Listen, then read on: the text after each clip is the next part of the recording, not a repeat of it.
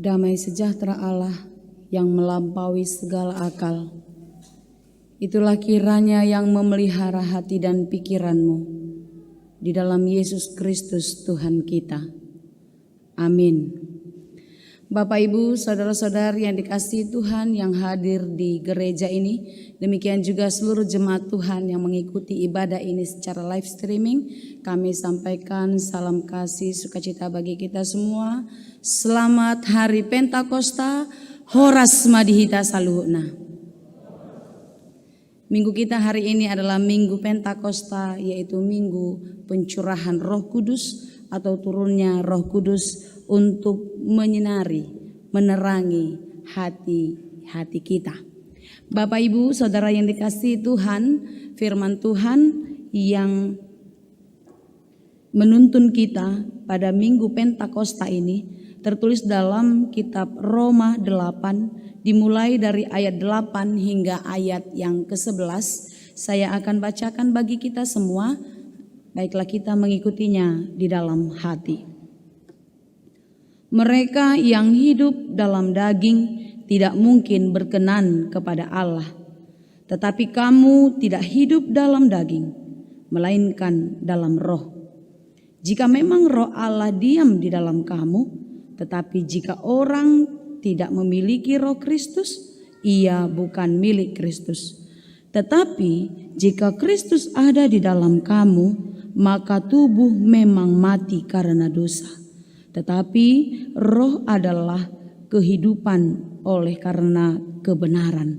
Dan jika roh Dia yang telah membangkitkan Yesus dari antara orang mati diam di dalam kamu, maka Ia yang telah membangkitkan Kristus Yesus dari antara orang mati akan menghidupkan juga tubuhmu yang fana itu oleh Roh-Nya yang diam di dalam kamu. Demikianlah dikatakan. Bapak, Ibu, saudara-saudari yang dikasihi Tuhan, kalau dikatakan kontras, perbedaan yang kontras itu perbedaan yang mencolok, tidak samar-samar, sangat jelas sekali. Contohnya hitam, putih. Lalu gelap, terang, tinggi, pendek, besar, kecil, langsung berbeda. Tidak samar-samar. Jadi kalau antara hitam dan putih apa? Abu-abu, enggak. Jadi sangat jelas hitam, putih, gelap, terang. Perbedaan yang sangat kontras, yang sangat mencolok, sangat mudah dibedakan. Demikianlah kehidupan manusia menurut Paulus di dalam kitab Roma 8 ini. Ada dua kehidupan manusia. Yang satu adalah hidup di dalam daging, dan yang satu lagi hidup di dalam roh. Ini kehidupan yang bertolak belakang. Dangbui mardomu. Karena ini kehidupan yang tidak boleh bertemu, seharusnya orang-orang percaya, orang-orang Kristen, jemaat HKBP, apalagi HKBP Tangerang Kota, harus memilih hidup di dalam roh. Gak ada lagi kita yang memilih hidup di dalam daging. Hidup di dalam roh. Roh dan daging itu bertolak belakang di dalam kehidupan. Tetapi sering sekali kita datang ke gereja, kita berdoa, hidup dalam persekutuan, kita tekun dan taat memohon kepada Tuhan. Tetapi di sisi lain kehidupan kita masih menikmati hidup kedagingan. Hidupmu abu-abu. Hidup kita ragu-ragu antara neraka dan sorga. Tentu sebagai orang yang diberkati Tuhan, kita harus memilih hidup di dalam roh. Amanginang, surat ini dituliskan oleh Paulus kepada jemaat di Roma, di mana pada waktu itu Roma ini adalah dikatakan ibu kota dunia yang sangat maju sebagai pusat kebudayaan, sebagai pusat berbagai-bagai peradaban kehidupan. Lalu kota ini maju secara perekonomian, secara teknologi. Dan kota ini juga maju di dalam parrohaon, dalam mendau sian Tuhani. Hidup yang semakin jauh dari Tuhan. Pusat penyembahan roh-roh berhala. Percaya kepada ilah-ilah yang ada di dunia ini. Berhala-berhala, agama-agama kafir dan lain sebagainya.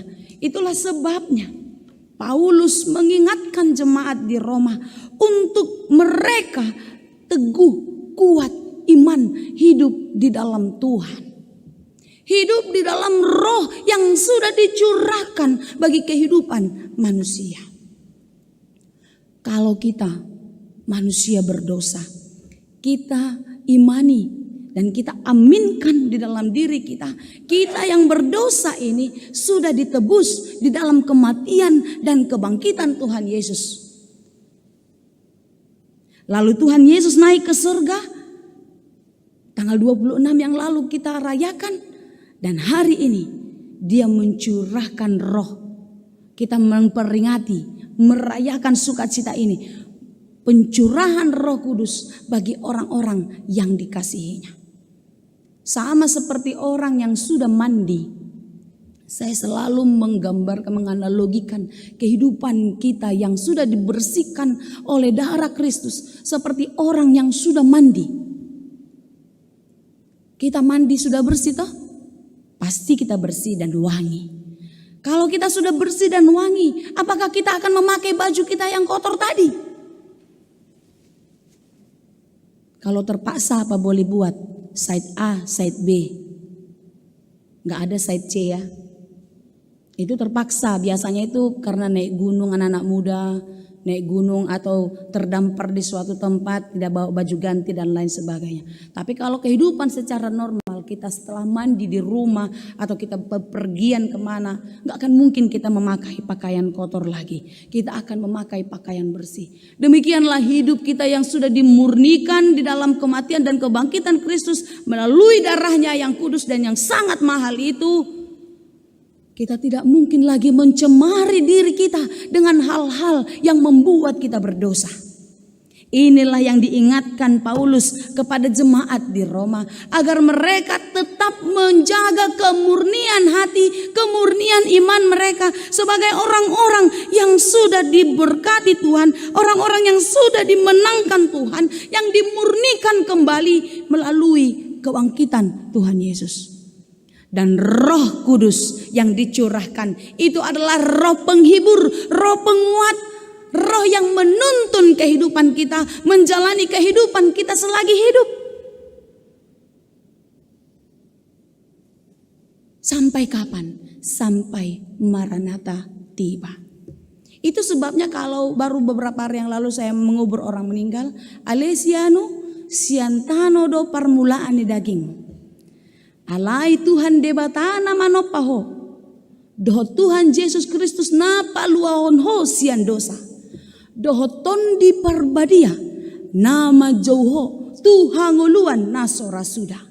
Ya, Roh Kudus itu menuntun kehidupan kita sampai pada kehidupan yang kekal. Karena itu pencurahan Roh Kudus ini mari kita sambut. Dan mari kita pakai di dalam kehidupan kita. Dan kita menjalani kehidupan ini di dalam jalan kebenaran Tuhan. Tidak lagi mengikuti keinginan-keinginan daging kita. Memang keinginan daging itu sangatlah nikmat. Sangatlah enak. Sangat mudah kita dapatkan. Itu sebabnya banyak orang yang terjebak masuk ke dalam perangkapnya. Lihatlah. Siapa yang sudah masuk ke dalam perangkap keinginan daging ini, begitu mudahnya dia jatuh, tetapi begitu sulit untuk keluar. Karena itu anak-anak Tuhan, kita harus menjaga diri kita dengan baik agar kita tidak jatuh ke dalam keinginan daging. Paulus juga menuliskan kepada jemaat di Galatia, Apa sih sebenarnya keinginan-keinginan daging itu? Itu boleh kita baca nanti di Galatia 5 ayat 19 sampai 26. Di sana ada beberapa dikatakan perbuatan-perbuatan daging apa? Percabulan, kecemaran, hawa nafsu, penyembahan berhala, sihir, perseteruan, perselisihan, iri hati, amarah, kepentingan diri sendiri, pencitraan, roh pemecah, kedengkian, kemabukan, masih banyak lagi yang lain.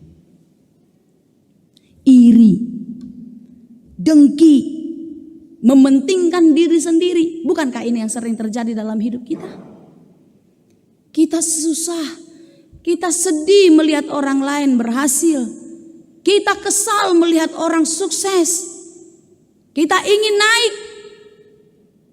Inilah keinginan daging. Orang-orang yang hidup di dalam keinginan daging, dia ingin naik tetapi menjatuhkan orang lain. Tidak. Kita harus hidup di dalam roh. Dan roh itu menghasilkan buah yang baik di dalam kehidupan kita. Dalam Galatia 5 22-23. Apa buah roh itu? Buah roh itu kasih, sukacita, damai sejahtera, kesabaran, kemurahan, kebaikan, kesetiaan, kelemah lembutan, penguasaan diri. Kita bisa mengendalikan diri kita. Coba di dalam doa-doa kita, apakah benar apa yang kita minta kepada Tuhan itu adalah kebutuhan kita?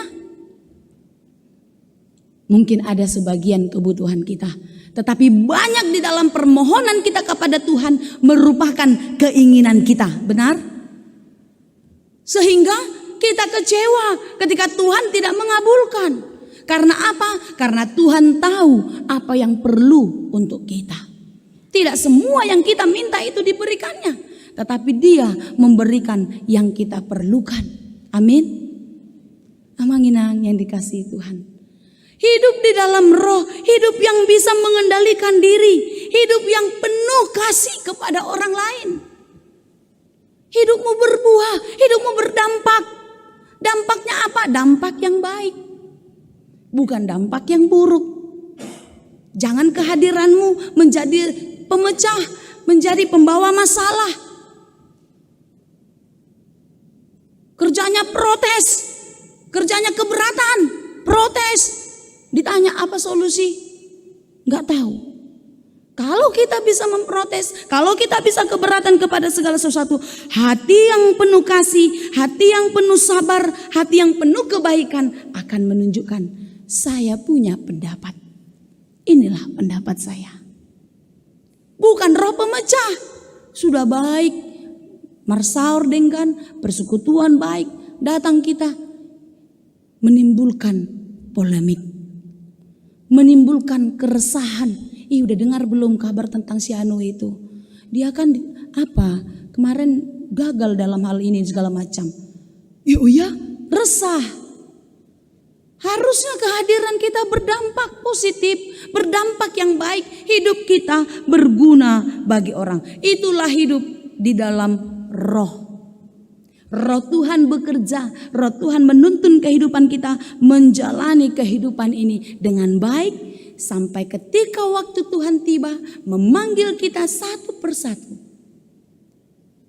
kita mendapatkan bagian, yaitu kerajaan sorga. Itu tujuan kita. Itu tujuan Bapak Ibu saudara-saudariku. Bukan yang kita cari, bukan yang kita kejar-kejar di bumi ini. Betul, itu kita perlukan selama kita masih hidup. Tetapi janganlah karena segala sesuatu yang kita kejar di bumi ini, maka kita kehilangan hakikat kehidupan kita yang sesungguhnya, yaitu sorga. Karena itu Bapak Ibu saudara-saudara yang dikasihi Tuhan, Roh Kudus yang tercurah bagi orang-orang yang percaya akan menuntun hidup kita menjalani kehidupan ini menjadi lebih baik seperti apa yang dikehendaki Tuhan. Hidup kita membuahkan buah yang baik. Karena apa? Karena kita adalah anak-anak yang sudah diangkat, yang sudah dimenangkan di dalam kasih Tuhan. Semula kita diciptakan, kita segambar dengan Allah. Imago Dei. Tentu Allah menginginkan kita melakukan apa yang dikehendakinya. Semua buah pohon dalam taman ini boleh kamu makan buahnya. Tetapi buah pohon yang di tengah taman itu jangan kamu makan. Karena sekali-kali kamu makannya maka kamu akan mati. Ketika kita menyimpang dari jalan Tuhan, ketika kita melanggar perintah Tuhan, maka hukumnya adalah mati. Tidak ada lagi kebangkitan kalau kita mati dan tidak pernah mengalami atau menjalani pertobatan. Kesempatan ini masih ada. Roh yang dicurahkan membuka hati kita untuk melihat betapa banyak dosa yang sudah kita perbuat. Betapa sering lagi kita memakai pakaian kotor. Tanggalkanlah pakaian-pakaian kemunafikan. Tanggalkanlah pakaian-pakaian kesombongan. Tinggi hati, dengki, cemburu dan lain sebagainya. Tetapi kenakanlah pakaian yang penuh kasih. Pakaian yang penuh damai sejahtera. Membawa ketenangan, membawa sukacita bagi banyak orang. Karena dengan pakaian-pakaian itulah kita mewujudkan diri kita sebagai anak-anak Allah. Kalau kita bilang, anak di debata doa, aku adalah anak Tuhan, aku adalah hamba Tuhan. Tetapi kehidupan kita menyimpang dari Tuhan, kita adalah pembohong. Karena pohon dikenal dari buahnya. Tidak mungkin pohon durian mengeluarkan buah mangga. Tidak mungkin ilalang menghasilkan buah padi. Gak mungkin. Kalau kita adalah anak-anak Tuhan, maka buah yang keluar dari dalam diri kita adalah buah yang mencerminkan kebaikan Tuhan yang dicurahkan dalam kehidupan kita. Kalau kita selama ini masih memakai pakaian-pakaian kebohongan, pakaian-pakaian keserakahan, itu adalah kedagingan kita. Tanggalkanlah itu. Pakailah pakaian-pakaian rohani yang diberikan Tuhan kepada kita agar kita hidup seturut dengan kehendaknya. Bapak, Ibu, saudara-saudara yang dikasihi Tuhan, kita adalah anak-anak Tuhan yang dimenangkan, yang diselamatkan, yang dihidupkan kembali, dan yang diberikan tiket untuk mencapai ke tempat keabadian, yaitu di sorga. Apa tiket kita? Tiket kita adalah keselamatan yang sudah dilakukan oleh Tuhan Yesus Kristus. Sepanjang perjalanan kita ini, marilah kita hidup seturut dengan kehendak Tuhan. Mari kita jalani hidup kita seturut dengan apa yang dikehendakinya, karena kita akan mendapatkan mahkota kemenangan. Sebab jika kamu hidup menurut daging, kamu akan mati. Tetapi jika oleh roh kamu mematikan perbuatan-perbuatan tubuhmu, kamu akan hidup. Yang dimaksud di situ bukan mati atau hidup secara jasmani ketika kita hidup di bumi ini, tetapi mati yang selama-lamanya dan hidup yang selama-lamanya ketika Tuhan memanggil kita. Pakailah kesempatan ini dengan baik.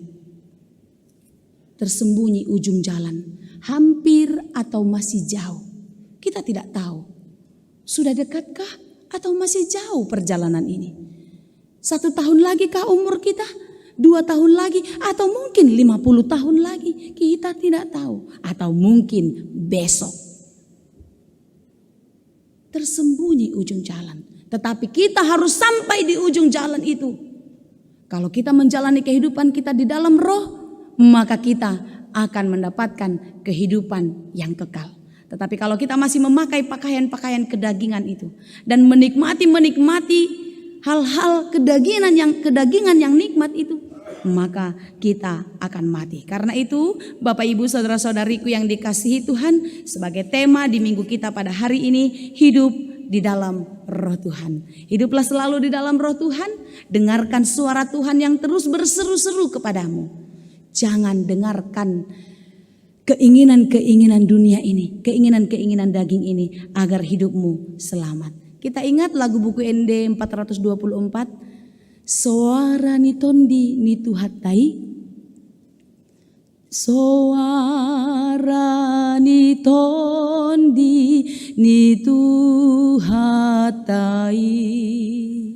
Jojo di laosi ditulak hoi.